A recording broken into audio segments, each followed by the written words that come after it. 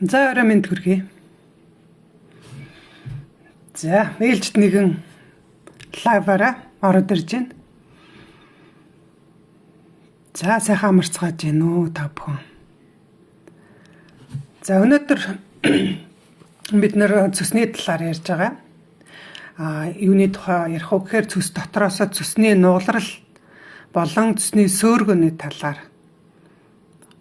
ер нь бол төвлөрч ярина.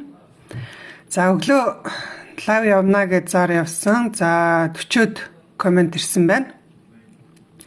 За энэ дээр бол ерөнхийдөө цустай холбоотой асуултууд нь бол хариулаад явна.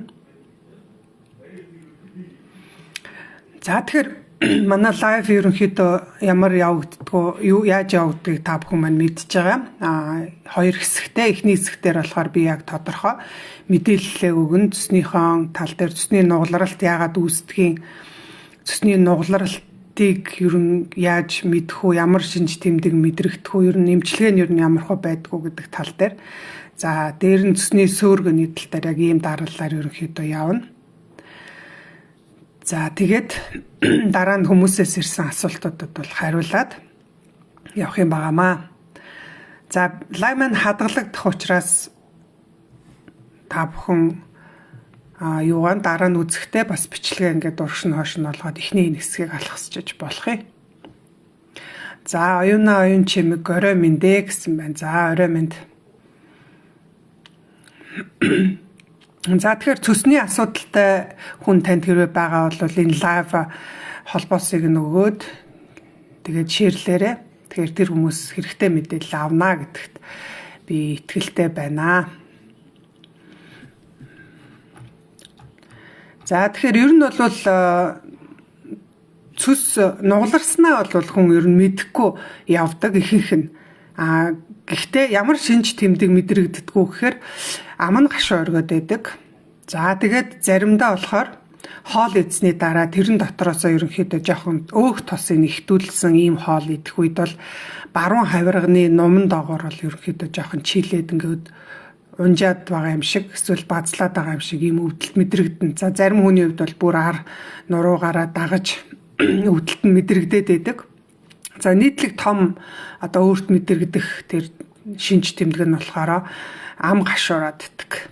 За ам гашуургаа даманд яг тийм нэг хүчлэг зүйл амтагдаад ийм байгаад байдаг. Тэгэхээр ер нь бол хотоодны хүчил, цусны хүчил хоёр бол ерөнхийдөө ойролцоол амттай штэ. Тэгэхээр энэ бол хүмүүс бодохдоо за миний хүчил гисэлтэй ихтэй дэнгээ андуураад байдаг. Гэтэл тэр нь яг ухтаа бол цусны хүчил яваад байдаг. Ягаад тэгэхээр хотоодны хүчил бол хүн хоол идэх үед л ялгарна.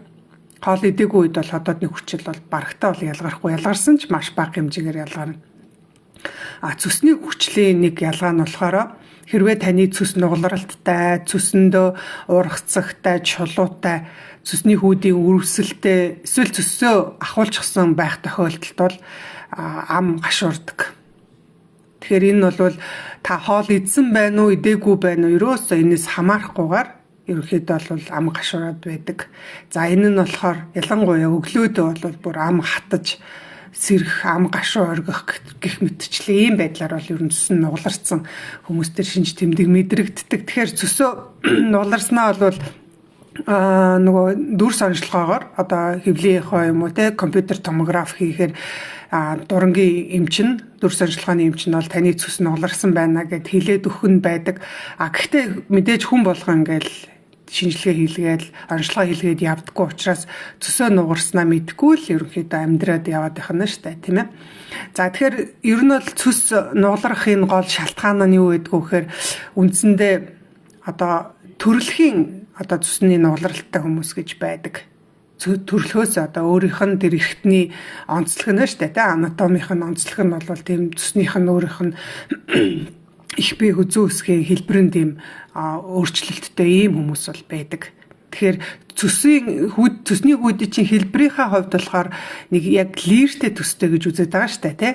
Тэр дээдлийн нарийн хэсэг нь болохоор хүзүүгээ тэгээд доотлын хэсэг нь их бие хэсэг гэдэг ингээд хэлээд байгаа. Тэгэхээр тэрэнд бол гажиг үүснэ л гэсэн үг штэ. За төрөлхийнх байвал энэ бол бүр ямар ч засах боломжгүй. Угаасаа тэгээ энэ хүний өөрийнх нь онцлог. Зарим хүний хувьд болохоор их бусад ихэнх тохиолдолд бол дандаа олдмолоор цөс нь нугалардаг. Тэгвэл тэр нь нугалрах үндсэн шалтгаанууд нь бол олон байгаа. За нэгдүгээрх нь болохоор тухайн хүний цөсний хүүдээ өөрөө өрөвссөн байвал. За тэгээд тэр өрөвслөөс болоод ерөнхийдөө хэлбэрээ дотор цөсний хүүдийн хэлбэр нь өөрчлөгдөөд ингээд нугаларч болно. За зарим ихэнх хүмүүстэр бол ерөнхийдөө дотор хөвлийн даралт нь ихснээс болоод цөсний хэлбэр нь бол гаждаг. За ингээд нугалралт үүсдэг. За яагаад тэгэхээр хөвлийн даралт гэхээр яг юуг ойлгож ийнвэ гэхээр штэ. За би бүр нэг энгийн хамгийн энгийн зүйлтэй та нарт дүүц зүйлэн тайлбарлах юм бол та ингээ бууз жигнэх чинь гэж бодъё. Таны буузны жигнүрт 20 ширхэг бууз яг хоорондоо наалтахгүйгээр ингээд тодорхой зайтай ингээ байрлаад та буузаа жигнэхэд яг боломжийн байдаг. Энэ жигнүртээ хэрвээ та 5 бууз нэмээд 25 бууз жигнэлээ гэж бодъё л та. За тэгвэл дэрийг багтаахын тулд мэдээж дээр нь тавьж болохгүй учраас хоорондох зайнуудыг ингэж холтгож жагаад өөрөөр хэлбэл жоохон ингээ зайчилж байгаа тавыг хичиж багтаагаад жигэнчиж болох юм те. Тэгсэн чинь та ишөө дахиад те 5 бууз нэмээд өөрөөр хэлбэл 20 бууз жигнэдэг жигнүүрдээ та 30 бууз жигнэх гээд үзье л та. Тэр тохиолдолд буузнууд маань хэлбэрээ алдуулж тэр хэлбэрийг алдуулж ижил мэдээж тэр багтаа штэ те. Яг энтэй төстэй юм явагдана. Өөрөөр хэлбэл таны хөвлийн даралт ихсээд байх юм бол таны эргэтнүүд чинь хоорондоо тийм айхтар зайгүй ерөнхийдөө бие биендээ гээ наалтаад учраа олоод байрлалцсан байж идэг.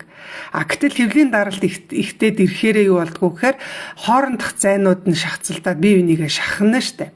Тэгэхээр ингээд шахаад ирэхээр мэдээж нөгөө бууцны жигнүр дээр байгаа бууцны хэлбэр дүрсээ алддаг шиг таны эргэтнүүдийн өөрийнх нь тэр байрлалууд нь өөрчлөгдөөд хэлбэр дүрсүүд нь алдагдана. Энэ бол зөвхөн тэр цөсний хүүдэн дээр ч явагдахгүй. Энэ хэлбэр дүрсээ алдах энэ шахагдах энэ байдал бол таны бүх дотор эргэтнүүдэд чинь явагдана. Гидсэн дээр, илгэн дээр, нойр улчирхай бөөр гэдэг ингээ бүх эргэтнүүдэд ийм байдал үүснэ. За тэгэхээр энэс болоод яг үгээр нөө цөсний хүүдийн хэлбэр нь өөрчлөгдөөд тэгээд хэлбэр нь өөрчлөгдсөн юм чинь дотор нь нөгөө байнгын мөнхийн урсгал байдаг цөсний урсгал нь саатаад эндээсээ болоод бүр тэнд юу үсгүүхээр наалтах хоорондоо наалтах иймэрхүү байдал үүсээд ингээд цөсний нурлалт үүсчихэж байгаа. За тэгвэл цөсний тэр хөвлийн хүндийн даралт ихсэх шалтгаан нь юу байж болох вэ гэхээр мэдээж бидний хамгийн мэдих шалтгаан бол таргалалт байгаа тийм илүүдэл жинтэй байх. Энэ нь бол ерөөсөө бидний дотор эргэтнүүдийн хоорондох тэр зайг бол зай завсаргүй сайхан байрлалцсан байгаа. Гэтэл тэрийг нь бол шахна. Тэгэхээр хүн таргалаад ирэхээр яадгүй гэхээр гадар өөх ганцхан ихсдэггүй шүү дээ. Дотор өөхлөлт бас ихсдэг. Өөрөөр хэлбэл бидний нойр улчирхай өөхлөн, элэг өөхлөн тэгэхээр ингээд бүх бидний дотор эргэтнүүдэд зүрх өөхлөн ингээд бүх эргэтнүүд өөхлчхөөр нөгөө нэг хэвэн байжсэн эргэтнүүд маань хоорондоо шахацлаад ирэхээр аль нэг эргэтнийхээ юг илүү дарж өгнө тийм ээ. Тэгэхээр энд бол цөс өртснөөс болоод цөс нуулардаг. За тэгвэл энийг бид нэр засахын тулд сайн цөсний нуулралтай хүн хамгийн түрүүнд биеийнхээ жинг зохицуулах арга хэмжээ авах хэрэгтэй байх нь тийм ээ. За нэгдүгээрт энэ байж болно. За жирэмслэл бас мэдээж хэсэг хугацаанд ургийг тээж байгаа тэр хугацаанд ялангуяа ураг томрохын хэрээр хөвлийн даралт нь улам нэмэгдэн тэр урагч нь өөрөө бүх эргэтнүүдийг маань шахаж дарж өгнө шүү дээ. Бүдүүн гэцийг, нарийн гэцийг үдэн. Тэгэхээр эндээс болоод ерөнхийдөө нөгөө цөсний хүүдийн өрөвсөлтэй асуудалтай байсан дээр нэмэгдээд ирэхээр ерөнхийдөө нугалралт нь бүр тэр чигээрээ үлдэх юм байдалд ордог. За өөр юу байж болох вэ гэхээр биеийн жин хэвийн байгаа ч гэсэндээ цөс нугалрахад хөвлийн даралт нөлөөлөх юу гэж болтгоо гэхээр таны хоол шингэц муудсан. За тухайлах юм бол ходоодны хүчил муу ялгардаг, цөсний хүчил муу ялгараад ингээд байх тохиолдолд ядгүй гэхээр таны гидсэнд хоол боловсрохдоо их хэмжээний хий үүсгэн. Таны гидсний бактериуд их хэмжээгээр хий үүсгэн. Нөгөө дутуу боловсрсон хоол боловсрох явцад.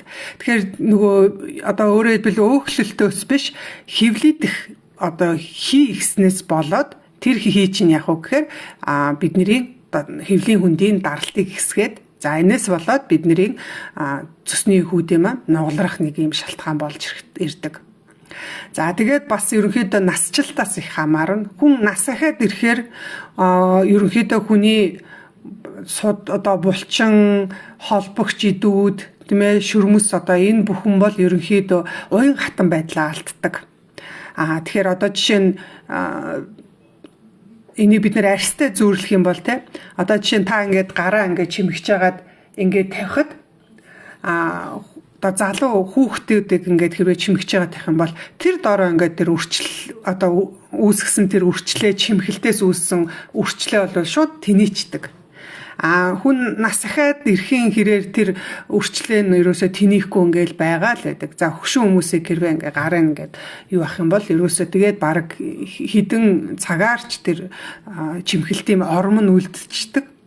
Тэгэхээр эн чи юу яаж юм гэхээр тэр хүний биед одоо нөгөө уургийн дутагдал те коллаген нийлэгжилтийн тэр ерөнхийдөө багассан учраас тэгэхээр бидний дотор эрхтнүүдийн хооронд нь холбож барьж байдаг хэлбэрийн одоо тэр доошоо унжуулахгүй барьж байдаг тэр холбогч идүүд гэж байгаа шүү дээ. Тэгэхээр тэр холбогч идүүд чинь өөрийнх нь үндсэн бүтцэн нь болохоор коллаген гэдэг те уургаас тогтож байгаа. Тэгтэл тэр нас ахихын хэрээр хүний тэр коллаген нийлэгжүүлэлт нь багасчдаг учраас яадгүй гэхээр энэ хүмүүсийн хувьд болохоор ер нь тэр эрхтнүүд нь уунжих, сунах, хэлбэр дүрсээ алдах ийм байдалд хүрдэг. Тэгэхээр ер нь бол цусны нугалралт нь бол бас давхар хүний юунаас хамаарах уу гэхээр насжилтаас бол ихэнх хамаарж байгаа.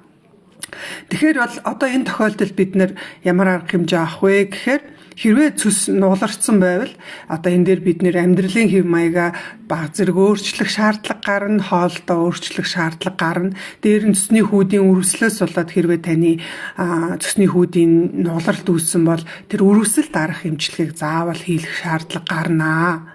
Тэгэхээр энэ дээр танд тодорхой бас юу хэрэгтэй байх нь эмчилгээний арга хэрэгтэй байна. Ер нь бол яг ангаахын талаас бол эмчилгээ байхгүй гэж хэлж болно. Та хэрвээ цусны нугалралтай бол та энийг эмчлээд өгвөл эмч хөвлийнхаа дүр сонжлохооны эмч бол за ингээл ер нь бол та ингээл ийм юутайгаал байна л гэж хэлнэ. За хөгжцсөн оронд бол яг хагалгаа хийгээд тэр хэлбэрийн засах одоо наалтаасыг нь салгах ч гэдэг юм уу нэг иймэрхүү аргууд бол авдаг. Манад бол тийм би бол баг байхгүй л гэж бодож байна. Ер нь бол тэгэл цусыг авчин шууд хүүдийн шууд авчин.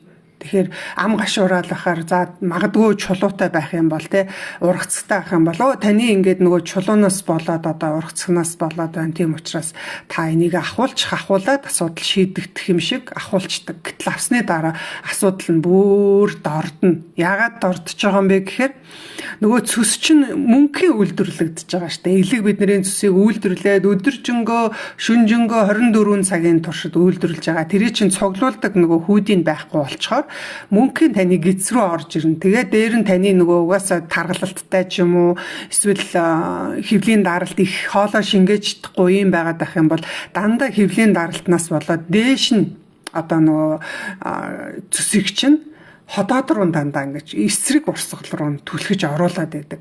Тэгээ орж ирсэн ходоодонд ороод ирсэн юм чинь тэр чинь яг уу гэхээр дээшээ улаан холоороо орж ирэн дээшээ түнх залгуурлуугаа ороод ам хамралуучаа ороод ингээд тэр нөгөө гашуу амтагдах, ам хатах гэд маш олон асуудлууд үүсэж байгаа. Одоо ам нь хатаад байдаг хүмүүс бол ер нь бол энэ чинь цус явж байна.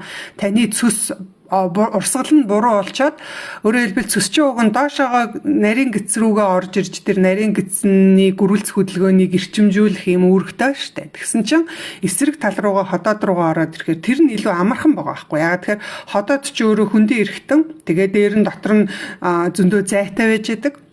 Доошоогоо явах гэсэн чинь таны гидснүүд чинь ингээд хэдэн метр одоо тэр чинь бараг 10 метр урт хоолойг ингээд юу яагаад ивэн олоод ингээд шахацлдуулаад тэнийг жижигхэн гидсний хөвлийн үндэд чинь багтаацсан байсан чинь тэн дотор маш их даралт үүсээд үүсээд байх юм бол доошоогоо явах юм бол даралт одоо ихтэй байх юм бол тийшээгээ урсахгүй айл болохоор тэр ходоод руугаа л орно. Ходоод чинь илүү даралт багтай орчин байгаа байхгүй юу? Тэгэхээр ямар нэгэн юм чин даралт нь хэрвээ их байх юм бол тийшээгээ зүтгээд орох хэцүү шүү дээ, тэ? одоо багтахгүй юм руу орох нэг өөр, чөлөөтэй юм руу орох нэг өөр штэ. Тэгэхээр ерөөсөө тэр сул байгаа орон зайн руугаа явах гэхээр дээшээгээ хотод руу л орж ирнэ, улаан хоолоороо орж ирж байгаа. Улаан хоолоороо ягаад орчиж идгээр улаан хоолой өөрөө цээжний үндэд байгаа учраас ороход маш амархан байгаа байхгүй. Ингээд эндээс болж юу үүсэх вэ гэхээр цусны сөөргө гэдэг юм үүснэ. За тэгэхээр хэрвээ та ходоодод дурандууллаа, дурангийн зураг харах юм бол тэн дээр чинь ходоодын дотор ийм жоохон шаргал өнгө орцсон тий, нэг ийм бодог шаргал өнгөөр буутцсан юм шиг. Бидний энэ дотор эрхтний өнгө чинь өөрөө ямар байх ёстой вэ гэхээр шүү дээ. Одоо та ингээ уруулаа ингээд зөхөхөд таны энэ уруулны буйлны өнгө чинь тийм гоё ухаан ягаан өнгөтэй байдаг үстэй. Хацрын доторх чинь нэг гоё ягаан өнгөтэй байдаг үстэй. Бидний дотор эрхтний өнгө уг нь тийм өнгөтэй байх ёстой байхгүй. Одоо ходоодны өнгө бол ер нь бол гоё ягаан өнгөтэй байх ёстой. Гэтэл цус ороод ирдэг хүмүүстээр юу харагддаг вэ гэхээр ингээ харахаар шаргал өнгөтэй харагддаг. Зарим нь бол бүр ингээд шаргал өнгө биш, цус нь өөрөө ингээд бүр ингээд дотор нь одоо аяглагдсан байж идэг. Тэгэхээр энэ юу явж ийн гэхээр таны ходоодын дотор чинь цус орж ирсэн байна. Шүн ороод ирж ирсэн байна шүү дээ. Шүн орж ирсэн цус шүнжэнгөө таны ходоодын дотор байх юм бол тэр цусны хүчил чинь ходоодны тэр сас бүрхүүлийг бол маш их хэмжээгээр түлэн гимтэн. За тэгээ ходоод чинь ихэнхдээ ер нь ходоод хатангарч байгаа хүмүүсээ дандаа ходоодны доотлын тэр хэсэг буюу гар хэсгээр дандаа хатангаршил явагдаж байгаа. Гар хэсгээр дандаа гидсний эдийн солигдол явагдаж байгаа шүү дээ. Тэгэхээр энэ яагаад вэ гэхээр нөгөө цус орж ирэхэд их амархан ойрхон зайтайгаа учраас ходоод руу орж ирж байна. Уг нь бол угтаа бол тэр ходоодны төгсгөлд нь нэг гидснээс тэр цус янз бүрийн шүүрлүүд орж ирэхээс нь хумиж хамгаалж яадаг ходоодны төгсгөл дууг нэг юм хавхлаг байдаг байхгүй юу? Ходоодны нуглуурын хунигч булчин гэж байдаг. Гэтэл тэр хунигч булчингууд нь ажиллахгүй болоод ирэхээрээ ерөөсөө юу дуртаан доороос орж ирдэг юм болчихно. Тэгэхээр энэ нь бас л нөгөө амьдралын буруу хөвшил, хооллол эдгээрээс хамааран дээр нөгөө насжилт дахиад нөлөөлнө. Нас ахихын хэрээр тэр ходоодны төсөлд байдаг хунигч булчин өөрөө ерөнхийдөө ажиллагаа нь суларчдаг. Тэгээд ирэхээр ходоод руу цус бол орж ирээд ингээд цусны сөөргөө үүсгээд байгаа. За тэгэхээр цусны сөөргөө бол ходоодны хүчлээс бол маш их аюултай, маш их одоо гэмтээдэг. Тэгтэл та эмнэлэгт очоод за миний ингээ аманд гашуу амтагдаад байна гэд ингээд очивол эмч яадгүй гэхээр за танд би ходоодны хүчил дарангуулах эм бичиж өглөөгөөд хүчил дарангуулдаг нөгөө паразол гэдэг төсгөлтэй айхтар эмийг бичээд өгнө. За тэгээд би одоо брэнд нэр хэлээд хэрэггүй. Ерөнхийдөө бол ходоодны хүчлийг дарангуулах эм бичээд өгдөг. Ихэнхдээ судалгаанаас харахад тэр хүчлийг дарангуулах эм чи ерөөсөө цөсний хүчлэлтэй нөлөө байхгүй. Ягаад тэгэхээр тэр эмийн үйлчлэгээ нь өөрөө ходоодонд нөлөөлдөг. Ходоодны эсийн одоо тэр протон помп гэж байгаа байхгүй шахуурга тэрийг л блоклчж байгаа. Хүчил ялгарах тэр процессонд нь л нэг юм садаа учруулчихж байгаа. Гэтэл тэр ерөөсө хамаагүй ходоодноос биш цөснөөс хамааралтайгаар танд асуудал үүссэн. Тэгэхээр тэр бол цөсөнд бол ёох нөлөө үзүүлэхгүй. Тэгэхээр энэ бол бүр судалгаа шүү. Судалгааны ажлаар ходоодны хүчил дарангуулах юм нь цөсний сөөргөөнд бол бараг нөлөөгүй. Тэгтэл та нөлөөлөх юм шиг эмч танд бичээд өгнө. Эмч тэрнээс өөр арга байхгүй. Угаасаа тэрийг бичиж өгнө. Ягаад тэгэхээр та дотрын эмчид үзүүлсэн ходоодны одоо ходоод руу цус орж ирж инэхээр тань тэр эмийг л бичиж өгнө. Эсвэл антацид өгнө. Ходоодны хүчлийг чинь саармөгжүүлэх үйлчлэгээ өгнө. Тэр бол бас нэмэргүй. Ягаад тэгэхээр энэ хоёр чинь бол ерөөсөө тэр цөсний хүчил огтоосоо нөлөө үзүүлэхгүй учраас таны завир ерөөсөө ямар ч асуудал, ямар ч юу сайжрал байхгүй. Зүгээр ганц нэг тохиолдолд болохоор яг ходоодны хүчил нэмэх нь цөсний хүчил. Энэ хоёр холилдоод ирсэн тохиолдолд бол ходоодны хүчлийн дарангуулахад завирыг бол баг зэрэг багасгаж өгнө. Тэгэхээр цус яг дангаараа бол таны ходоодод завир үүсгээд асуудал үүсгээд байгаа бол ямар ч эффект байхгүй, үр дүн байхгүй. Тэгэхээр та яах ёстой юм бэ? Энэ тохиолдолд бол ерөөсөө л хооллолтоо зохицуулна, амьдралын хэм маягаас зохицуулна, физик эмчилгээ хийн, тодорхой дасгал хийн, иллэг хийн. Тэгэхээр энэ бүхнийг хийжээж, нийлжээж таны тэр одоо тэр цөсний нугларааны үед үүсээд байгаа тэр цөс ходоод руу орж ирэх тэр асуудлыг багасгаж өгнө. Цөсний сөөргөө ходоодыг гэмтээж байгаа тэр гэмтлийг багасгаж өгнө. Тэгэхээр энэ дээр бол та эмггүйгээр энэ дээр бол үр дүн гаргах боломж байгаа. Тэгэхээр бид нар одоо 24-нд цөсний өтгөрлөө эмгүү ангай гэд сургалт 5 хоног явах гэж байна л да.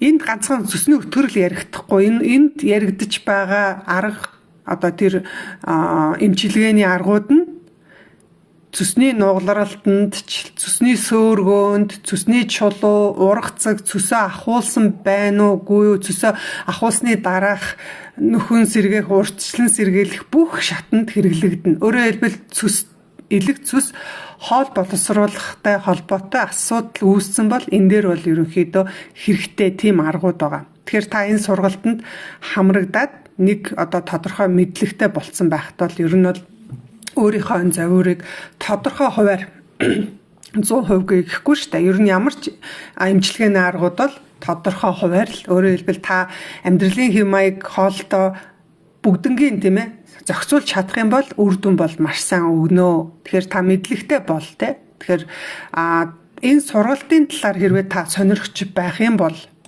манай энэ пэйж дээр хуудас дээр зөндөө олон сургалтын юу тавьсан байгаа. Танилцуулга. Сүүлд өчигдөр тавьсан нэг танилцуулга нэг эрэгтэй хүний бичлэг байгаа. Тэгэхээр тэрний комментийн доор нь хэрвээ та ямар нэгэн тэмдэгт юу ч хамаагүй мэдээлэлч гэдэг юм уу, тоо ч юм уу тавьчих юм бол таны чатаар бүртгүүлэх мэдээлэл очино. Тэгэхээр та одоо энэ лайва үзэж байхдаа тэн дээрээ бас гүйлгэж очиод мэдээлэл авчаарай. Мэдээлэл авахыг сургалтанд хамрагдъя гэвэл юу байгаарай, тавиарай. За өнөөдөр 15 штэ тий. Өнөөдөр хүртэл бол манай сургалт бол 20% хямдралтай бүртгэл явагдаж байгаа. Тэгэхээр одоо ингээ өнөөдөр бол бид нэр сургалтын төлбөр бол 79 мянган төгрөг байгаа. Маргаашнаас эхлээд үндсэн төлбөр рүүгээ ороод явчихна. Тэгэхээр 99 мянга болно шүү. Тэгэхээр та бүхэн 20% хямдралтай байгаа дээр намжаад бүртгүүлээрээ. Маргаашнаас бол тэгээд үндсэн үнээрээ орчихно. За тэгэхээр ер нь бол цөсний нугалралт яагаад үүсдэг вэ гэдгээ та бүхэн бол анхны ойлголтыг авцсан байх гэж би бодож байна. За тэгээд цөсний сөөргөний талаар бол бид нар бас өмнө нь зөндөө ярьсан. Ирэх 4 сард бол бид нар сөөргөний тал дээр ингээд чиглэсэн мэдээллүүдийг өгөн тэрэн дээр дахиад бүр ишөө дэлгэрүүлээд ярьчээ. За ингээд би өнөөдрийн лайвынхаа эхний хэсгийг бол та нарт танилцуулчлаа. Өөрөөр хэлбэл ер нь цөсний нугалрал гэж яг юу хэлээд байгаа, цөсний нугалралт яагаад үүсээд идэгин гэдэг юуг нь бол эхэлчихлээ. Эмчлэх ангаах арга нь бол ангаах ухаанд бол чадахгүй, эмчилж чадахгүй. Өөрөөр хэлбэл энэ дээр зүгээр хүндрээд байвал цөсний үүдийг чинь аавна, өөр арга байхгүй. Тэгэл болоо. Харин бид нар амьдралын хэв маягаараа хоолтоор түрүүний хэлсэн эллэг дасгалаар бол бид нар тодорхой хуваар цөсний нугалралтаас үүсэж байгаа өөрт илрээд байгаа тэр шинж тэмдэг зовируудыг бол багасгах бүрэн боломжтой. Тэр эллэг дасгал хийхээр бол маш сайн ерөнхийдөө ам гашуу орхих нь бол багасаад эхэлдэг. За манай дээр сая 12 сарын нэг одоо ихээр юу ихсэн л дээ. Нэг групп юм коучинг зөвлөх үйлчилгээ явуулдаг. Тэгэхээр 3 сарын туршдаа тэр хүмүүстэйгээ хамтдаа ингээд 7 хоног болгоо ингээд онлайнаар уулзаад хоолтыг бүр нэг бүрчлээ ингээд зөвлөгөө өгдөг ийм хөтөлбөр явдаг. Тэр хөтөлбөрт орж ирсэн манай одоо 62 настай нэг оролцогч эрэгтэй байгаа. Тэр бол хөтөлбөрт орохоос өмнө ам маш их гашуу орогдог. За хил өнгөртдөг. Хилний өнгөр бол тийм цагаан өнгөртэй. За амны тэр гашуун амт бол бүр өөрөд нь маш хэцүү байдаг ийм зовиртой хүн. Яг зөв хооллолтоо хийгээд одоо мөрдөөд тэгээд тэр дасгал илгээ хийгээд ингээд явхад 3 сарын дараа сая 2 сард энэ хөтөлбөр дуусгаад амны гашуун оргилт бол бүрэн байхгүй болсон. Хилний өнгөр бол бүрэн байхгүй болсон. Маш гоё ягаан эрүүл хилтэй болсон. Тэгэхээр энд үр дүн бол 3 сарын дотор бол маш сайн гарч байгаа байхгүй. Тэгэхээр та бүхэн одоо тэр 3 сарын хөтөлбөр энэ төр гэхгүйгээр тэр 5 өдрийн аргачлалыг заасан тэр сургалтанд хамрагдчих юм бол ерөнхийдөө л өөрийнхөө асуудлыг бас шийдэх юм гарц шийдлийг бол олж байгаа шүү.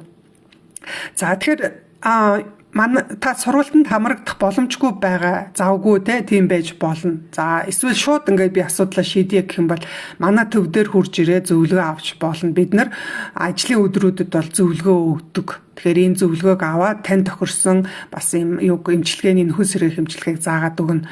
За ирэх одоо нөгөөдөр гэсэн үг штэ хэдэн болж байна. 17-нд бид нар сард 2 удаа хөнгөлөлттэй үнээр зөвлөгөө өгдөг. Тэгэхээр эх нэгд өдөр одоо энэ 17-нд нөгөөдөр бид нар тэр өдөр нь болно. Тэгэхээр зөвлөгөө 50% хөнгөлөлтөд өгж байгаа. Тэгэхээр ирээд нэгд өдөр ирээд манахаас зөвлөгөө та бас авч болно. За ийм зүйлийг бол ерөнхийдөө хэлээ. За ирсэн асуултуудаа одоо хариулаад явъя.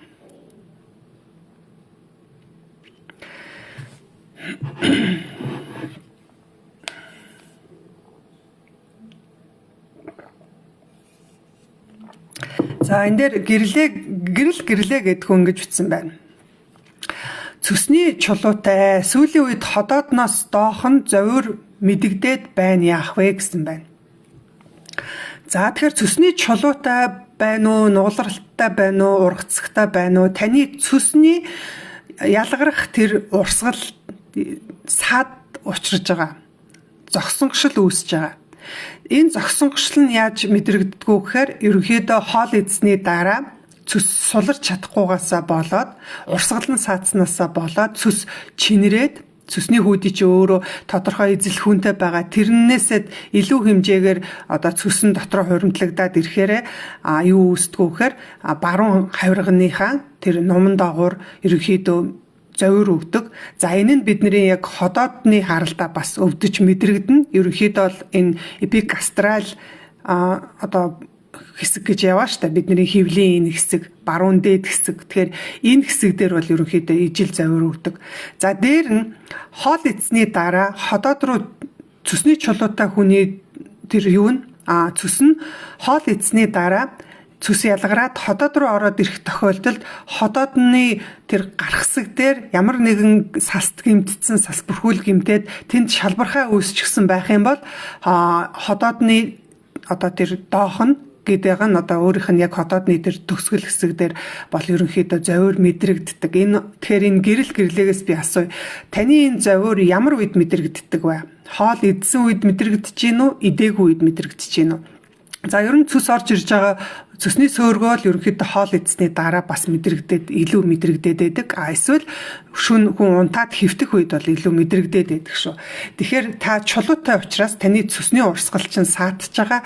Энэ саатлаас болоод таны цүс нөгөө агших чадвар нь бас суларна, урсгал нь саатна. Инээс болоод цүс чинь доошоогоо биш дээшээгээ ходоод руу орж ирээд ингээ ходоодыг гимтээгээд ийм зовир өгж байгаа. Тэгэхээр танд бол чулуутай байна уу, чулуугүй байна уу? Одоо бидний энэ 5 өдрийн сургалтаар зааж өгч байгаа арга бол бүгдэнд нь үйлчлээ шүү. Ялгаагүй. Чулуутай тэгэхээр та бол энэ сургалтанд хамрагдах хүн байна. Ер нь бол за нараа гэдэг хүн баруун хавирга доогуур хаяа өвдөх юм үзүүлсэн элэг 2 дугаар зэргийн өөхлөлттэй гэсэн ямар хоол унд хэрэглэх вэ зөвлөгөө өгөөч гэсэн байна. За энэ бүсгүй маань өөрөө таргалалттай байна. 2 дугаар зэргийн өөхлөлт тэгэхээр нөгөө өөхлөлт чинь дотроо ингээд зэрэгтэй байгаа шүү дээ. Тэгэхээр элэг өөхөлдсөн байна гэдэг маань цөсөө шахах нэг шалтгаан болох уу? Яг болно. Ягаад тэгэхээр бидний элэг өөхлөөд ирэхээр томрно шүү дээ. Элэг томроод ирэхээр яг үгээр цөсөө шахахаар яг үгээр тэр цөс чинь урсгал нь зогсонгошин ингээд ирэхээр баруун хавирган доор өвдөд байгаамаа. Тэгэхээр нараа маань яг ёстой вэ гэхээр элэгний өөхлөлтөө одоо энэ дээр зохицуулах шаардлага гарна. Тэгэхээр элэгний өөхлөлтөө зохицуулахын тулд нэгдүгээр таны биеийн жинг зохицуулах хэрэг гарна. За биеийн жинг хэвийн мөртлөө бас дотор өөхлөлт ихсдэг. Одоо ингээд туранхай байгаа настай хүнийг одоо янз бүрийн нөгөө дотор өөхлөлт хэмждэг аппаратууд байдаг штэ. Тэр аппаратаар үзэхэд тэр дотор өөхлөлт чинь нэгээс одоо дээшээгээ байгаа тийм. Одоо жишээ нь нэг одоо бүр өсвөр насны хүүхдүүд бол тэр дотор өөхлөлт чинь 1 2 л байгаа штэ. Ерөнхийдөө биеийн жин ихсээд ирэхээр 5 6 7 8 гэд ингэ явцдаг. Бүр ингээд элэг өөхлөлттэй илүү нэлээ хүндэрсэн хэлбэрийн өөхлөлттэй болоод ирэх юм бол бүр нөгөө дотор өөхлөлтийн тоо ч бүр 10 хэд 15 гэдэг ингээ 18 17 гэдэг ингээ өсөө явцдаг. Тэгэхээр ингээ дотор өөхлөлттэй гадар өөхн жижигхэн баг тийм ээ хэвийн байгаа мөрчлөө дотор өөхлөлттэй байх юм бол эн чинь таны цүсийг урсгалын сатааруулах нэг шалтгаан болно.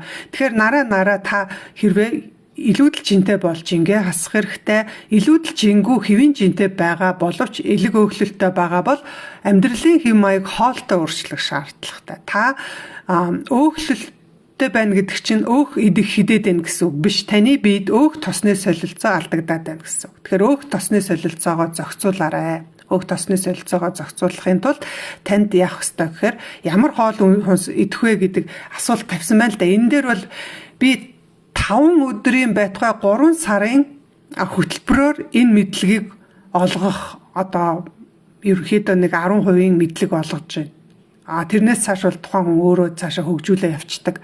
Тэгэхээр би энэ лайвын 3 минутанд тэр 3 сар явдаг мэдээллийг өгч чадахгүй штэ. Тийм учраас танд бол сургалт хэрэгтэй. Тэгээ одоо энэ сургалт гэхээр хүмүүс нэг тийм бизнес гэж ойлгоод байгаа шээ. Үгүй энэ бол таны эрүүл мэндэд хөрөнгө оруулалт хийж гин гэсэн үг байхгүй. Тэгэхээр бид нэр эрүүл мэндтэй хөрөнгө оруулалт хийж сурах ёстой монголчуудаа. Ер нь бол бид нэр эрүүл мэндтэй хөрөнгө оруулалт хийж чадахгүй байгаа учраас эмэнд маш их мөнгө зараад байгаа штэ. Эмнэлэгт маш их мөнгө зараад байгаа. Онцлогоонд маш их мөнгө зарж байгаа. Хөдөөнөөс би ховдоос ирж исэн нэг хүнтэй манай дээр ирж исэн. Тэр хүн яасан гэхээр би нутгаасаа гарахдаа асуудал маш их одоо нөгөө ходоод гисэх ямарсан. Энэ асуудлаа шийдэх гээд би хүрх байхаа гэж удаад би 1 сая төгрөг халаацлаад ингээ хүрээд ирлээ. За тэгсэн чинь би тэр сая төгрөгийг эмнэлэгт шинжилгээнүүдэд өгөөд тэгээд ер нь бол дуусчлаа. Тэр эмчээс зөвлөгөөч авч амжсангүй эмийн эмчилгээ байна уу өөр эмчилгээ нөө хийлгэсэнгүү. Ингээд миний барьж ирсэн мөнгө мань дуусчлаа. Үнэхээр харамсалтай байгаа зү.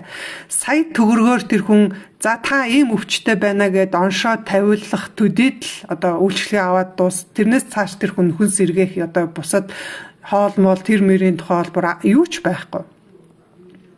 Тэгэхээр тэрний оронд та ховдтой байж байхдаа одоо 79,000 төгрөгөөр сургалтанд суугаад өөрийнхөө зөвхөн ганцхан цөсийг биш штэ. Энэ бол бүр хоол боловсруулах эргэтэн тогтолцооны асуудлаа ерөнхий хэвийн байдалд нь оруулах, цаашлаад биеийн ерөнхий эрүүл мэндийн байдлаа хэвийн болгох ийм мэдлэгийг олж авч байгаа байхгүй. Эн чинь бол та өөрийнхөө эрүүл мэндтэй 79,000 төгрөгөөр хөрөнгө оруулалт хийгээд байгаа байхгүй. Та гараад нэг им авлаа гэхэд им чинь та ингээд нэг 4-5 им авах юм бол хідэн төгрөг болох уу тийм ээ. Тэгээ тэрийгэд нэг 14 хоног уугаад таны зовир магадгүй намтахгүй бах. Эсвэл намтсан ч эргээд дахиад та буруу хоолоо идчихээр дахиад тэр чинь сэдрэн штэ. Тийм ээ.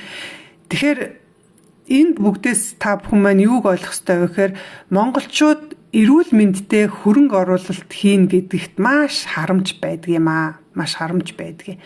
Би хүн болгонд хувийн зөвлөгөө өгөх юм бол энэс одоо хэд дахин одоо илүү мөнгө одоо та бүхэнд үйлчилсэн гэж аавна штэ. Яагаад тэгэхээр бид нэр цагаа зарцуулж энэ бүхэнд ажиллахын тулд бүхэл бүтэн одоо хамт олон ажиллаж байгаа байхгүй. Би л наан ингээд камерын өмнө харагдаад байгаа боловч миний цаана бүхэл бүтэн баг байдгийн штэ. Албан байгууллага байгаа штэ бид нар.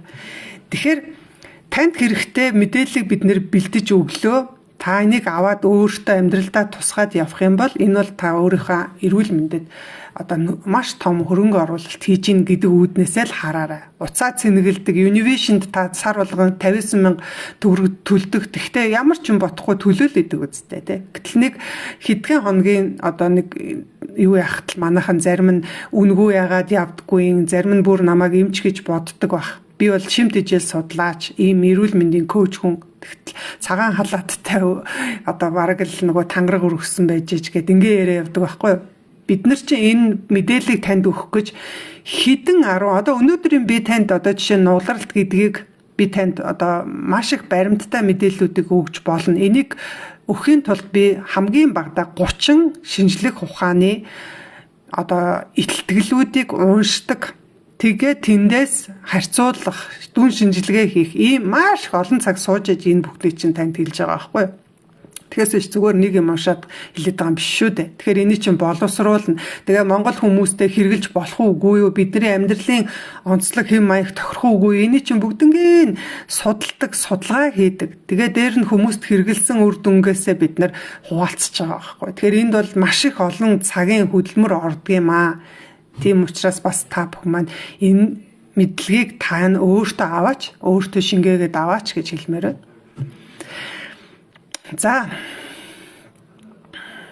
За энэ дата тэгшээ гэдэг хүн ходоодны шархтай бактеритай улаан хоолой 2 дугаар үеийн сөөргөтэй гэсэн байна. За өнөөдөр бол би танд хариулт өгч чадахгүй. Ягаад тэгэхээр энэ дээр дандаа нөгөө ходоодыг ярих юм байна, улаан хоолойн сөөргөө ярих юм байна. Тэгэхээр бид нэр 4 сард сөөргөний талын мэдээллийг бүтэн 4 сар жангаа өгнө. 5 сард ходоодны тухай бүтэн танд мэдээлэл өгнө. Тэгэхээр тэр үед та мэдээлэл аваарай. Эсвэл та хэрвээ манай пэйжийг урагшлуулад ингээд доош нь гүйлгээд үзэх юм бол 10 сард бид нэр сөөргөний тухай 11 сард ходоодны талаар маш олон мэдээлэл, үнэгүй мэдээлэл зөндөө өгсөн байгаа. Тэрийг нөхөд бас үзчих болно. За Дэмбэрэл Цэрмаа гэдэг хүн цэс чулуутай элсэрхэг гисэн онштой 0.4 жижиг чулуутай гисэн гэсэн байна. За тэгээд нөгөө цэс чулуу үүсгэх чинь цэс урсахгүй болоод зогсонгошоод ирэхээрээ л ерөнхийдөө юу үүсэн штэ, чулуу үүсэн штэ. Тэр эсэрхэг байна уу, том чулуу байна уу, энэ ерөөсө тэр бол нэг сонирн биш. Ер нь бол чулуу бол угаасаа нэг үүссэн бол тэр чулуу чинь тэгтээ шууд одоо тийм нөгөө байгалийн чулуу шиг хатуу байдаггүй. Эхлээд тэр чинь лаг байдгийн. Тэгээд шаварлаг тийм ээ. Тэгээд дараа нь тэр чинь ингээд улам одоо юу нүүсээ эхлээд тунцчаад дараа нь лаг болоод тэгээ шаварлаг тэгээ сүүлдээ кальцчаад ингээд чулуу болж байгаа байхгүй. Тэгэхээр энэ процесс бол тийм хурдан явагдахгүй, маш удаан явагдана. Тэгээ зарим хүмүүс одоо жишээ нь би цэсний хүүдийг ахуулсан гэдэг байгаа хүмүүсээс би асуухтаа таны цэснөөс юу гарсан бэ гэж асуудаг. Тэгэхэд бол зарим нь бол өстө дүүрэн чулуу байсан гэдэг. Зарим хүн нэг том чулуу байсан гэдэг. Зарим нь болохоор чулуу гараагүй. Чулуу байгаагүй. Одоо ингээд нөгөө юугаар үзэхээр дүр сонжлогоогоор үзэхээр чулуу шиг байгаад байдаг. Гэтэл тэр кальцчаагүй байсан байж. Тэгэхээр тэр хүн бол хайрын эрэхтэн ахуулсан байна те. Би бүр өмнөөс нь бүр харамсмаар байдаг байхгүй. Ягаад тэгэхээр тэр лагийг бид нэр задлаад хөөгөөд гаргачих болох байсан шүү. Хоолоороо дасгалаар илгээрээ. Гэтэл тэр хүн бүхэл бүтэн нэг амар чухал үүрэгтэй эрэхтэн алдчихж байгаа байхгүй. Тэгэхээр бид нэр одоо жишээ нь ходоод ахуулаа тайруулчихсан ч юм уу, эсвэл илгээ ингээд тайруулсан ч юм уу, ийм хүмүүс бол ингээд тэр эрэхтэндээ харамснаа да, маш их харамсан те. Тэгтэл цөсөө ахуулснаа бол ямар ч одоо нэг 32 шүднээсээ нэгийг ахуулсан юм шиг л ерөөс тоодохгүй байхгүй. Гэтэл цөс чинь маш чухал үүрэгтэй. Цөсний үүрэг бол ерөөсөө бид нар бүр илэгтэй зөөрлүүлэх үүс тийм чухал үүрэгтэй хэрэгтэн байхгүй. Тэгэхээр бид нар цөсөө хайрлах ёстой, хамгаалах ёстой, хадгалах ёстой. Цөсөө аль болохоор авж үлдээрээ чулуутайч байна уу, ургацагтайч байна уу, цөсөө авж үлдээрээ. За мэс заслын эмчнэр бол тэд нар бол яг зүгээр ахуулсан дээр амь насанд ингээд тэр талаар танд бол хэлнэ. Гэтэл тэр цөсний хүүдийн цөсийг авах хэвээр заалт нь өөрөө зайлшгүй хүрлцээтэй тийм шалтгаан л биш бол бусд үед нь зохицуулж болохоор байдаг. Насаараа цөсний чулуутай явж байгаа хүмүүс зөндөө шүү дээ. Тэгэхээр энд одоо цөсний чулуутай гэдэг байгаа юм хүмүүс би хэлэхэд та энэ дээр гарц байгаа шүү. Тэгэхээр энэ дээр бол эргэтнээ хадгалж үлдээрээ гэж одоо бүр хэлмээр байдгийг.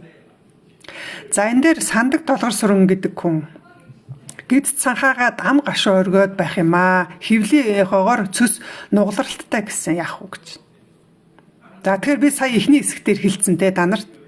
Нугалралттай байгаа бол цөс чинь сөөргөөтөж ходоод руугаа орж ирнэ. Ходоод руу ороод ирсэн бол тэр цөс чинь таныг унтах үед хэвтэй байралд орж ирэх үед улаан хоолоороо ам руу чин ороод ирнэ. Шууд урсаал ороод ирнэ.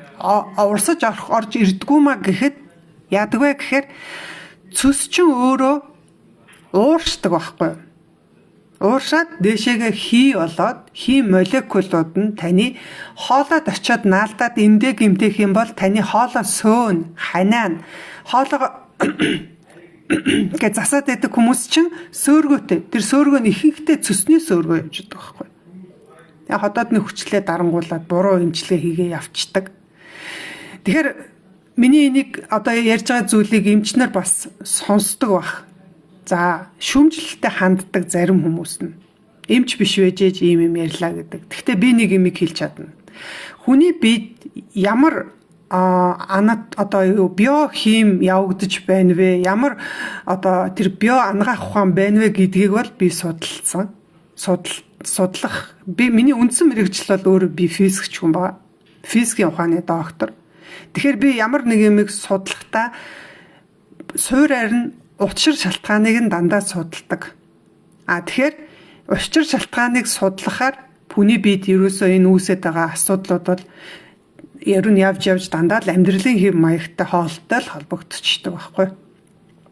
Тэгэхээр цөсний сөөргүүчин өөрөө таны тэр амыг одоо энэ сандаг долгор сүрэн дээр ам гашуургаад байгаа шалтгаан ч юм байгаа шүү дээ. Гэхдээ эний үүсгэсэн шалтгаан нь энэ байлаа гэхэд нөлөөлсөн хүчин зүйлс нь бол хүн болгонд өөр маш олон хүчин зүйлс байгаа.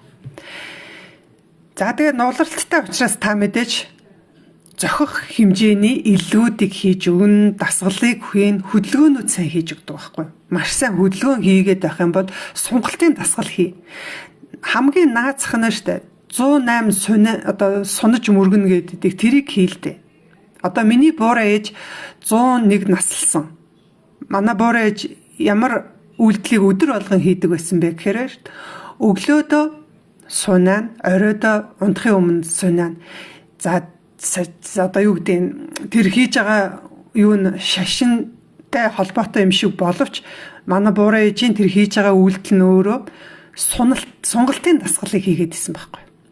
Тэгээд хамгийн гол нь 101 наслахта цөстэйгөө эргэтнүүдтэйгээ те өөрөөр хэлбэл цөс нөтгөрөөгүй цөс ахуулаагүй ингээд амьдэрсэн. Тэгэхээр би бол энийг юутай холбож боддгоо гэхээр манай эмээ бурайж маань тэр сунгалтын дасгалыг л хийгээд исэн байна шүү дээ. Тэр сунгалтын дасгал хийгээд цөсийг ерөөсөө урсгалын саатаар болохгүй дэмжиж өгөөд байсан байна шүү дээ. Өглөө орой болгон хийн. Тэгээд намайг жоохон байх ч ямар энэ тоос орогч энэ төр гэж айл болгонд байсан биш.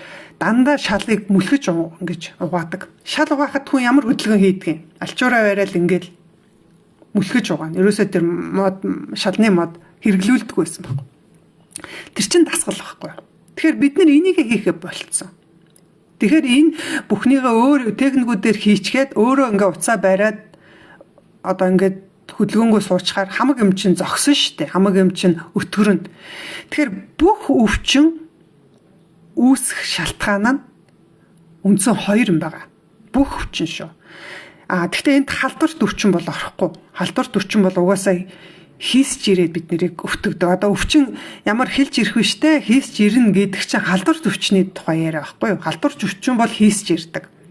Харин бусад бүх өвчин бол өрөвслөөс болж үүсдэг.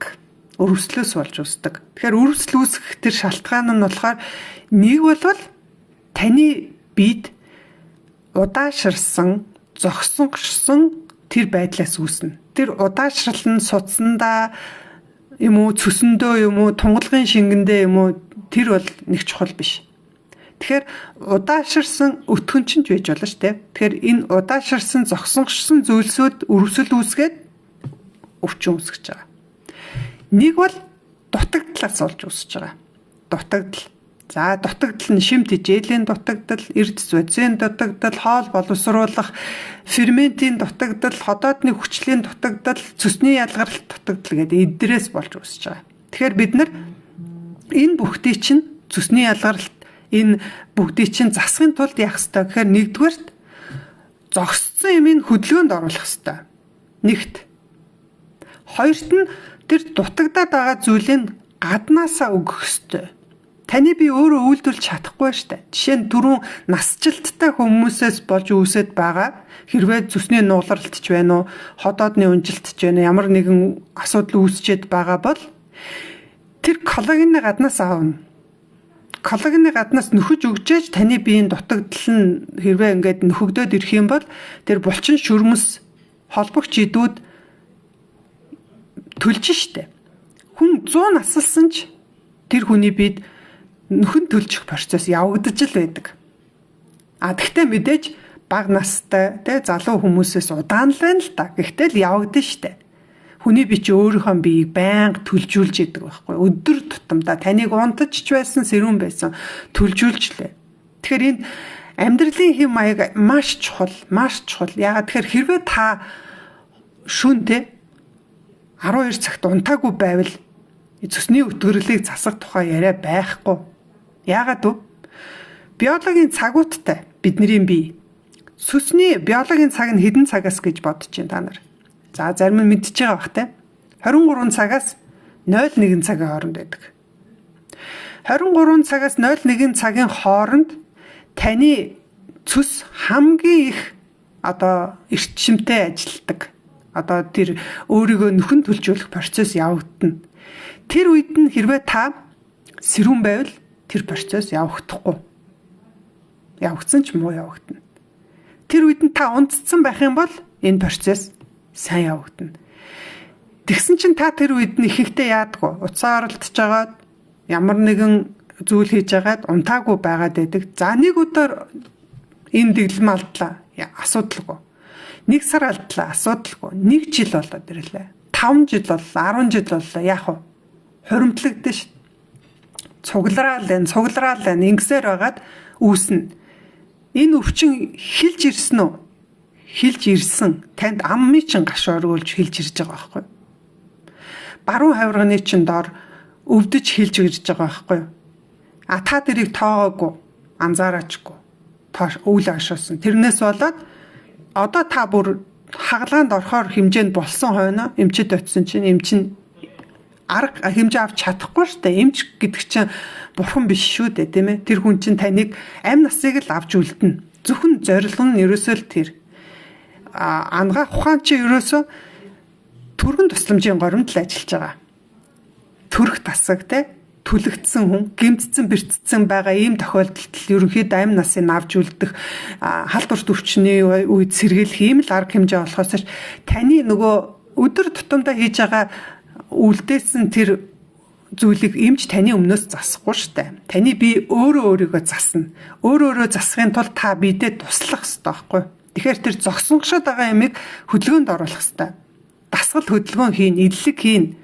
Хөвлийн эрхтнүүдийн иллэг гэд бүр бие даасан ийм ангаах ухааны чиглэл байна. Харамсалтай манай Монголд хөгжөөгүй. Тэгэхээр энэний анхдагчийг өөрөөр хэлбэл ийм дасгал иллэгээр энэ асуудлыг чинь зохицуулж болдгийм байна гэдэг манай төв дээр хүмүүс сургалт явуулж байгаа. За энийг мэрэгжлийн хүмүүс нь цаашаа хөгжүүлээд явал хамтарч ажиллахдаа үнэхээр баяртай байх болно. Ягаад гэхээр бид нар бол яг энэ тал дээр ингээд чиглээд дагнаад явах үнэхээр зав байхгүй амжихгүй. Гэхдээ яг тодорхой хүмүүст бол энэ дасгал иллэгийг багахан тоогоор зааж өгöd хийлэхэд үр дүнгууд сайн өгдөг байхгүй. Өөртөө ч хүмүүс маш тэрийг таны зааж өгсөн дасгалыг би энэ фэйсбүүкийнхэн энэ манай энэ чинь 7-8 жил хөтлж явж байна те. Явж байгаа энэ хүмүүс маань яах вэ? Ерөнхийдөө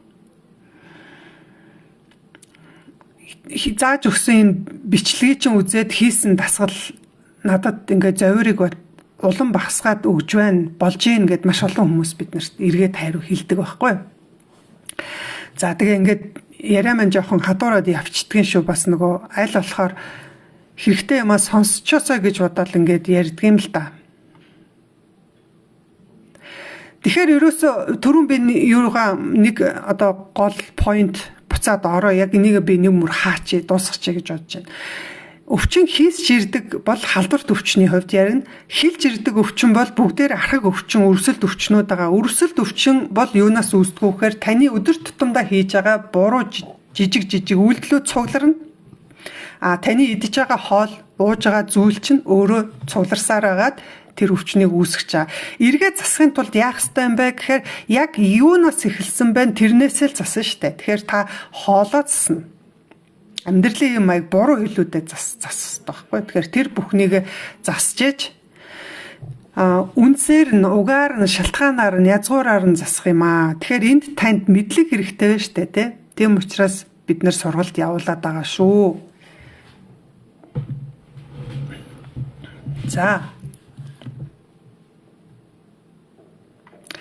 За энэ бямба цэцэг гэдэг хүн цус хотоод руу орох яагаад вэ гэж чинь. За хариулт авсан байхаа. Би сая цусны сөөргөө гэдэг тухай ярьсан тийм ээ. За тэгэхээр цус бол ганцаараа орж ирэхгүй шүү. Энийг бас хэлчихье. Цус ганцаараа орж ирэхгүй. Гидсэнд байгаа бүх шүүрлүүд орж ирнэ. Тэгэхээр тэнд юу байдаг? Инхээр нойр улчирхаанаас ялгардаг хүчтэй ферментүүд байгаа, задлагч байцууд байгаа. Тэд нар бас хамт ороод ирнэ. Тэгэхээр нойр улчирхайн шүүрэл тус бүрийг нь одоо ходоод гэмтэх тэр үйлчлэлийг нь судалсан юм судалгааны ажлууд байдаг. Тэгээд тэр нь цөсний хүчилтэйгээ холилдчихвол яах вэ? Ходоодны хүчилтэйгээ холилдвол яах вэ? Дээр нь ходоодны пепсин гэдэг уураг задалдаг энзимтэйгээ холилдчихвол яах вэ гэд ингээд бүх тэр харьцуулсан юм судалгаануудын нэгтгэл нэг материалыг би судалсан, уншсан л да. Тэгэхээр тэрэн дээр юу байсан гэхээр ерөөсөө энэ сөөргөтөө хүмүүс бол энийг хамгийн гол нь чэйжин биеэ өндөрлж ундах юм байна. Чэйжин биеэ өндөрлж унддгийн ачин юу вэ гэхээр ходоод руу бити орвол тэр хевлээд байх хэвээр юм чи хевлээдэл байх хэвээр гэтэл ходоод руу ороод ирэхээрэл хамаг их балаг тарьж байгаа маа. Тэгэхээр нэгэн тал тэр ходоодны төгсгөлд байгаа хавхлаг хунигч болчноо суларцсан хүн бол шөндөө тэрийг оруулахгүй тул чэйжин биеэ жоохон ч гэсэн өргөө дунд. Тэгэхээр та гуцаа жоохон зас. Жоохон өндөрлөлт юм ээ. Тэгэхээр энийг бол та нар өөрсдөө хийж чадах баха. За энэ дээр ходоодны сөөргөө, цөсний сөөргөө хоёр өөр юм уу, ижил нэрлдэг юм уу гэж асуусан байна. За хаанаас хаа хурж байгаа вэ гэдгээс хамаарж байгаа. Хэрвээ гидснээс ходоод руу орж ирж байгаа бол цөсний сөөргөөгээ дангаах ухаанд хилчээд байгаа. Уг нь бол эн чинь гидсний сөөргөө байхгүй юу? Гидсэнд байгаа бүхэн орж ирж байгаа бол гидсний сөөргөө, ганцхан bile reflux буюу цөс орж ирэхгүй. Ходоодноос дээшээгээ улаан хоолоороо орж ирж байгаа бол ходоод улаан хоолойн сөөргөө гэж хэлээд байгаа. Тэгэхээр хаанаасаа шүүрэл орж ирж байгаа вэ гэдгээс хамаарч нэршил бол өөрчлөгдөж байгаа. За ууз цэгмаа 2 жилийн өмнө цөсний хүүдийг ахуулсан. Одоо яг цөс байгаа юм шиг өвдөх юм аа. Яавал зүгээр болох вэ гэж байна. За энэ дээр нэг юм ойлгох хэрэгтэй. Цөс ялгаруулах зам гэдэгт вэ штэ. Илэг өөрөө ордог. Илгэн дотор байгаа цөсний сувгууд байгаа, цоргонууд байгаа.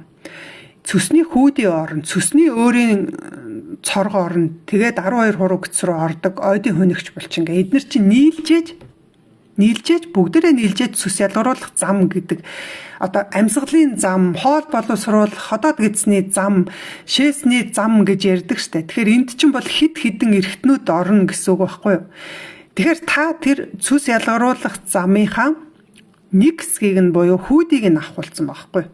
Бус хэсэг нь байгаа штэ. Таны илгэн дотор чинь тэр суугн цоргууд нь байгаа. Дээр нь тэр илгнээс 12 хуруу гэц рүү ордог цөсний цоргч байгаа. Тэн дотор зогсонгошил үүснэ. Тэрэн дотор өтгөрөл үүснэ. Тэрэн дотор чулуу үүснэ. Дахиад үүснэ. Тэгэхээр таны цөсний чулуутай болгох амьдралын буруу хэв маяг хоолол чинь хിവэр байгаа учраас цөс ялгаруулах зам чинь дахиад өтгөрөл үүссэн, дахиад зогсонгошил үүссэн, магадгүй чулуу үүссэн байж болно. 2 жилийн өмнө над дээр нэг эмэгтэй зөвлөгөө авч исэн. Хоёрын зөвлөгөө. Цөсөө ахуулсан. Хөдөө орон нутгийн хүн нутагтаа очисон бүр амар өвдөд эхэлсэн. Тэгээ ерөөсө уучраа олохоо байлаад тэгээд дахиад буцаж хотод хурж ирээд уулзсан байхгүй. Тэгтэн би та дахиад юу хийлэг. Нарийн ингээ бүр одоо нөгөө компьютер томограф, MRI хийлгээ. Хааны газар чинь дахиад нэг асуудал байж болзошгүй юм байна гэд. Тэгээд нэгэн том хувийн эмнэлэгт очиод дахиад үзүүлсэн чинь чулуутай байсан. Дахиад өөр газар чулуутай байсан. Тэгээ бүр амар өвдөж ийн гэдсэн. Тэгээд дахиад хаалганд орж байгаа байхгүй. Тэгэхээр цэцэгмаа та яах ёстой вэ гэхээр хүүдийг ахуулсан ч гэсэн одоо танд өтгөрөл үүсэж байгаа учраас арга хэмжээ авах хэрэгтэй. За инхтвэ намдаг цөсний нуулралтыг яаж хэвэн болох вэ? Ямар эмчилгээ байдаг бол гэж. За эмнэлэгт очиод, эмчэд очиод танд нэг хэсэг бүлэг эм өгнө. За тэрийг бол бичүүлээд аваарай. Бид нар бол эмч биш учраас эм зөвлөхгүй. Дээр нь манай ураа бол ходоод гизээ эмгүү ангаай гэдэг ураатай. Энэ сар бол цөсний өтгөрлөө эмгүү ангаай гэдэг ураатай явж байгаа. Тэгэхээр бид нар эмгүү ангааж болох маш олон эмчилгээний арга байхад тэр аргуудыг яагаад сурж болохгүй гэж тийм ээ. Тэгэхээр цөсний өтгөрлөө эмгүү ангаах боломж байгаа шүү. Энэ дээр ингээд бид нар бас одоо ч сайхан болцсон шүү дээ. маш сайн номнуудыг онлайнаар бид нар Kindle-ээр аваад уншчихдаг.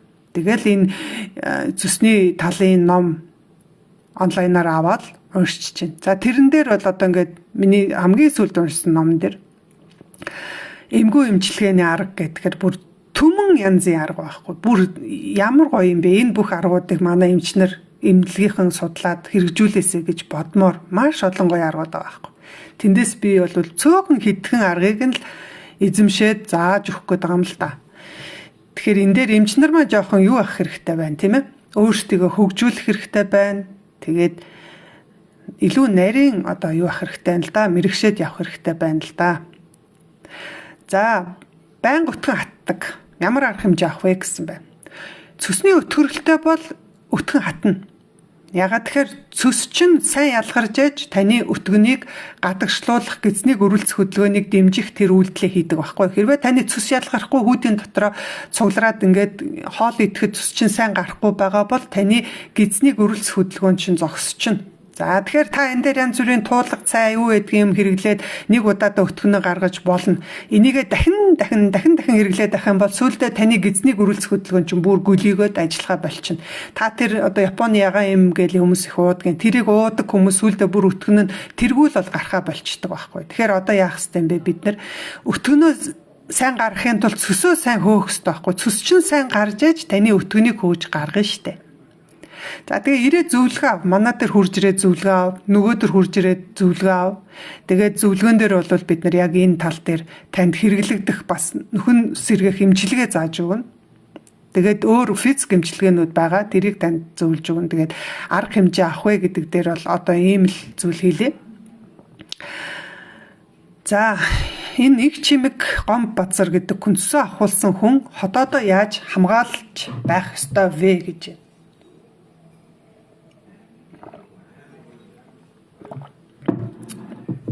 Маш олон арга байдаг. Маш олон арга байдаг. Нэг аргыг л хэлье. Хэрвээ ерөнхийдөө таны ходоодон дотор ч өөрийг нь хамгаалдаг юм салсархаг бодис байгаа. Одоо салслаг бодис байгаа тийм. Тэр сайн ялгарч явах юм бол тэр цөсийг өөртөө шингээж аваад тэр салтаараа цаашлуулад ингээд салт бүрхүүлийг эмдэхгүй байж болдог. Тэгэхээр тэр салсархаг бодисоо сайн ялгаруулах хэрэгтэй. Салсархаг бодисоо сайн ялгаруулахын тулд яах ёстой вэ гэхээр штэ та хоол идэхдээ сайн ажиллаж идэнэ. Сайн ажиллах тусмаа л таны тэр салслаг бодис чинь үйлдвэрлэгдээл байдаг байхгүй юу? Тэгэхээр бид нэр хоолоо сайн ажиллаж идэхийн ач тусна тэнд нэгдүгээрт гарч ирнэ. Хоёрдугаарт гэвэл яг хөө энэ дээр бид нэр ходоод хамгаалдаг ийм өрүүд байдгийн үр бидний хэрэгэлдэг одоо нөгөө үр самар гэдэг штэ. Тэр үр самрууд байдгийн. Тэндээс бид нар майлангийн үрийг хэрэгэлдэг. Майлангийн үрээр маш гоё ходоодыг хамгаалдаг, гээл гаргаж авч болдог. За энэ дээр бид нар сөөргөг эмгүү ангай гэдэг эх сарын сургалтаар зааж өгнө. Тэгэхээр эх сарын сургалтын дээр хамрагдвал та энэ дээр маш гоё олон аргуудыг сурнаа. За энэ мөгийн цөс зогсонгошилтой өтгөн урд хананда 0.6 ургацтай гэсэн байна. За сантиметр л ахaltaа 0.6. За ургацаг байна уу? Би түрүүн бас хэлсэн шүү дээ. Ургацаг байна уу? Чулуу байна уу? Нугарал байна уу? Ерөөсөө л таны цөсний өтгөрөл явагдаад л байна. Энийхэн зогсонгошлыг л засах ёстой.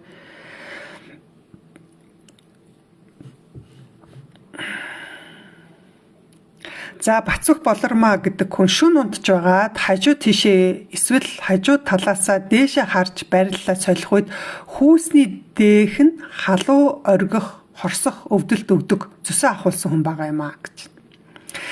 Таны ходоод руу чинь цөс орж ирээд нь шүү дээ. Таны цөсөө ахуулчаар цөсчөө уг нь хүүдиндээ таныг өглөө унтах хүртэл шүүрлэн ингээд цуглуулаад дотроо ингээд хадгалах төр сав байх хэрэгтэй байхгүй. Гэтэл та цөсөө ахуулчаар тэр илгчин бол таныг унтчихсэн ч цөсөө ялгаруулж байгаа тэр цөс чинь хадгалах савгүй. Тэгэхээр хайчгүй гиз рүүгээ ороод ирнэ. Гиз рүү ороод ирэхээр хэрвээ таны гизний хөвлийн даралт өндөр байх юм бол ходоод руу ороод ирнэ штэ. Тэгээ ходоод руу ороод ирэхээр ходоодоо цочроогоод эхлэхээр чинь ходоод халуу оргин хорсно. Тэгэхээр хорсож байгаа халуу оргиж байгаагаа мэдрэмж автсан байна гэдэг чинь ходоодны салт бүрхүүл нь гэмтцсэн гэсэн үг байхгүй. Таны ходоодны салт бүрхүүл хааны газараа гэмтээд шалбархаа шархлаа үүсцэн тэнд чинь цус орж ирээд хүрх төдөө цус чинь өөрөө маш хүчтэй нөгөө хоол өөх тосыг чинь бүр ингээд таны эдсэн өөх тосыг те бид нар ингээд маш их өөх тостой хоол идчихээ тэрийг ингээ халуун усаар угаавал за бүр шалцлам халуун усаар угаавал яг уу ингээд тосыг арилга болгочтой. Гэтэл бидний биеийн температур чинь 36 хэмжтэй. 36 хэмээн ус гэдэг чинь бидний усанд ордог уснаас ч юу байхгүй юу? Температур нам байхгүй. Тийм температурт та тостой сава бууз жигэнсэн одоо юу гэдгийг ямар нэгэн сава ингээд угаах юм бол тос нь задрахгүй штэ, арилахгүй штэ, тийм ээ. Тэгэхээр бид нар юу хэрэгэлдэг вүлээ? Янз бүрийн задлагч бодис хэрэгэлдэг штэ, тий? Одоо угаалгын юу вэ нүүд гээлүүд хэрэгэлдэг, тий? Тэр хөөсрүүлээд тэгээд задлаад ингээд угаахаар цэвэрхэн болдог үстэй.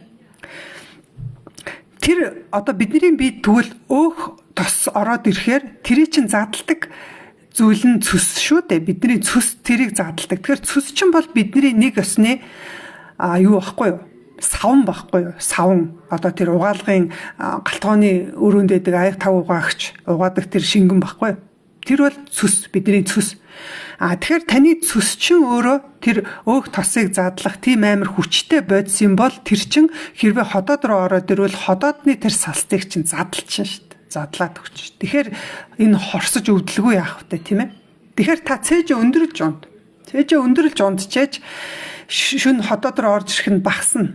Тэгэхээр энэ дээр бол хамгийн над зах нь авч болох арга хэмжээ нь тэр. За Коля Катя гинэ. Сайн байна уу? Хаяа ходоод халуун өргөд байхын тос ихтэй ч юм уу эсвэл гашуун юм итгэлээр хоолой гашуун өргөд байх юм юуних вэ гэж штэ. Тэгэхээр ер нь бол тос ихтэй юм идэхээр гэдэг чинь таны тос ихтэй юм идэх тусмаа цус чинь бүр их хэмжээгээр ялгарна. Ягаад тэгэхээр бид нар хэрвээ тос өөхгүй юм идэх юм бол цус бага ялгарна. Тос өөх ихтэй юм идэхээр өөрийнх нь үүргэн тэр юм чинь цусны хүүдий чинь хүнийг тос өөхтэй их юм идэх тусмаа за энэ бол их хэмжээгээр цус ялгарч яаж энийг задлах юм байна гэдгээ мэдээд тэгээд тэрий чинь задлж байгаа. Тэгэхээр тэр тос өөхтэй зүйл идэхээр таны цус бүр их хэмжээгээр ялгарна. Тэгээд тэр чинь доошоогоо уг нь гидснийхаа дотор байгаа хоолыг боловсруулах лабораторитой ажиллах хэрэгтэй байсан чинь ходоод руу орж ирэнгүүт нөгөө хэвлийн даралт чи их байна штэ. Хэвлийн даралт их байгаад байгаа учраас таны нөгөө доошоо явах хэрэгтэй юм чинь дээшээ ходоод руу орж ирээд байгаа байхгүй. Тэгэхээр ходоод халуун өргөд байна. Тэгэхээр тос өөхтэй юм зохицуулж идэнэ гэсэн үг. Нэг дор тос өөх хүчтэй одоо ийм цусыг их огцом агшаах тийм юм бас идэхгүй. Ер нь бол аль болохоор тос өөхөө бүр хорж болохгүй. Гэхдээ хэмжээг нь тохируулж идэнэ гэсэн үг байхгүй. За гашуу мэдхээр яагаад вэ гэхээр цус чинь хоёр юмд итгэвчдэг байхгүй. Нэгдүгээр тос өөхөнд итгэвчдэг, хоёрдугаар гашуун эсгэлэн юмд итгэвчдэг байхгүй. Одоо зүсээ угаахтаа хүмүүс магний сульфат ч юм уу шар сүү ашигладаг. Эсвэл нимбэгний шүүс ашиглаад байдаг штэ тий. Ягаад тэгэхээр тэр эсгэлэн тийм гашуун амттай юм хэрэглэхэд цус өөрөө тэнд итгэвчдэг байхгүй юу. Тэгэхээр таних бол яг хоёр цус итгэвчих хоёр юм дээр цус ялгараад тэгээ ходоод руу орж ирээд цусны сөргө болоод байгаа учраас энэ халуун өргөд нь штэ. Тэгэхээр одоо та яах ёстой юм бэ? Таны цусны үйл ажиллагаагаа хэвэн болгох хэрэгтэй. Нэгдүгээр. Хоёрдугаар ходоод руу орж ирүүлэхийг нь басахын тулд таны гидсний хэвлийн даралт хэвэн байх хэрэгтэй. Тэгэхээр би яагаад лайв хоёр хэсэг яваад байна. Эхлээд заавал нэг юм одоо юмны учир шалтгааныг тайлбарлаж өгөө дараа нь асуулт руу орж ирж байна. Тэгэхээр эхний хэсэг дандаа дараагийн асуултанд хариулах тэр асуултынхаа хариултыг хүмүүс өөрөө олох үцхээр мэдээлэл өгöd байгаа байхгүй юу. Тэгэхээр хэрвээ миний лайвуудыг ингээд алхасахгүй бүгднийг нь үздэг байгаад тэнд хилээд байгаа зүйлүүдийг өөртөө тусгаад аваад байх юм бол ер нь бол та өөрийнхөө эмч болно шүү. Тэгэхээр хамгийн сайн эмч бол та өөрөө байхгүй юу. Өөр хинч биш. Та өөрөө өөрийнхөө хамгийн сайн эмч нь. Хамгийн сайн эм юу гэж? Хамгийн сайн эм бол эрүүл мэндийн боловсрал. Эрүүл мэндийн боловсрал. Тэгэхээр та өөрөө өөрийгөө эмнэх ёстой. эмнэхийн тулд танд эрүүл мэндийн боловсрал байх ёстой. Одоо боловсралтай байх ёстой юм шүү дээ. За ингээд ерөнхийдөө цаг болчихжээ. 9 болцсон байна. Би лайв ерөн дуусгая. Асуултууд бол ерөнхийдөө маш хэрж үргэлжлүүлээд ирээд байх юм шиг байна.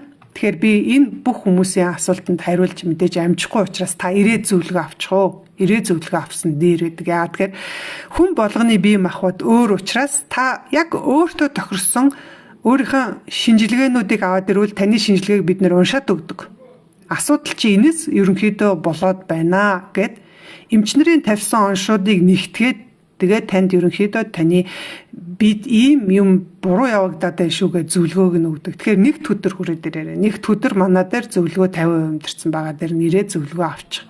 Тэгээ бид нар нөхөн сэргийх эмчилгээний бүтээгдэхүүн өгнө. Тэгээд эрийгээ хэрэглээд хяналтаа тавиулаад дунд нь бид нар байнга танд үйлчлэгээ үзүүлнэ. Зөвлөгөө байнга өгнө. Утсаар, чатаар, биеэр уулзаад ингээ янз бүрийн байдлаар өгöd. Тэгэхээр манай төв дээр хурж ирээ та зөвлөгөө аваарай. Нэг төдөр манай дээр хямдралтай 50% хямдарсан байгаа шүү. За тэгээд суралтаа дахиад нэг хэлчихье. Өнөөдөр сүүлийн бүрт хөнгөлөлтөй суудал баталгаажуулалт өнөөдрөөр дуусж байгаа. 79,000 төгрөг. За ямар данс руу хийх вэ гэдгээ мэдээлэл авъя гэх юм бол яг энэ лайвын доотлолт нэг эрэгтэй хүний бичлэг байгаа. Манай сургалтын танилцуулга. Тэрний комментэн дээр нь та ямар ч хамаагүй тэмдэгт тавьчих. Тэгвэл таны чатаар төлбөрийн талаар, дансны талаар мэдээлэл очичин. Тэгээд та өнөөдөртөө 79-оор бүртгүүлчих маргаашнаас 99 болно шүү.